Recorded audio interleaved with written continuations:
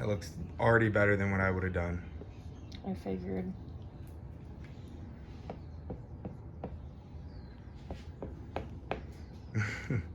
Okay. Can go back to sleep. All right, see you later. Welcome back, husbands. When I say welcome back, husbands, I'm really talking to everybody. But for today, you're going to get an episode of Husband PSA. This is a series I do on TikTok, but I'm going to take it to YouTube. Why? Because, men, we got to do better. We got to do some research. We got to know what's going on. So my wife asked me to do some research, and I'm like, you know what? Instead of just doing it for myself, I'm going to take it to the congregation. You guys being the congregation. That's why I got this sports t-shirt, because men, we love sports. I got this pointed finger, because men like dumb stuff like this. That's cool. And I got a whiteboard, because we played sports, so I guess it's like chalk talk, but with a whiteboard. Okay, so here we go. We're going to talk about HCG. I understand a lot of men, when their women and their wives become pregnant, they're like, oh my God, my wife's mood swings are all over the place. Well, yeah, they literally are, because this hormone right there increases and goes up. Emphasis on that. It's doubling for 10 weeks straight. It's doubling every 2 days, and it causes a lot of symptoms like vomiting, etc. But also the mood changes. That's another big thing that's happening when HCG increases. This is the formal term, human chorionic gonadotrophin something. But again, everybody kind of calls it HCG, and it's a huge contributing factor for mood swings, etc.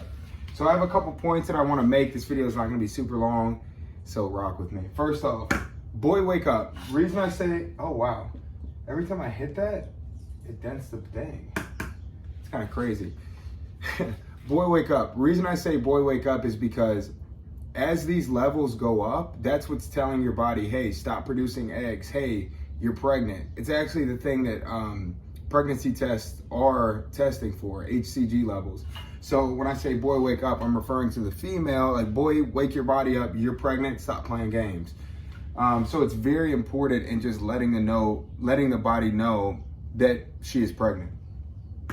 Second thing, the NFL season is over 10 weeks. Why am I saying that? Because fellas, if we can watch a whole NFL season, it's like 20 plus weeks, we can deal with 10 weeks of little mood swings. Once you get to the 10-week mark, it goes like this, and then it evens out, and it plateaus a little bit. I think there's some ups and downs. In fact, I think your HCG levels go down a little bit. But at the 10-week mark, that's when you're kind of in the zone where you're good to go. It said, when I did my research, it said 60 to 90 days is kind of when it gets super intense and grows and grows and grows and then levels out. D1 babies have to eat. So your placenta, when I say the woman's placenta, is a thing that is being made that's ultimately increasing the HCG levels. So again, your baby has to eat. You want that D1 baby, that 10-pound baby, that 22-inch baby coming out the womb. I don't know if 22 inches is actually the real stat, but I think it's about that.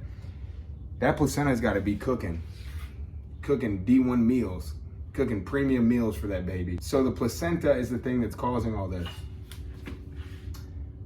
My last two pieces of advice, fellas, here's the deal. I'm no expert.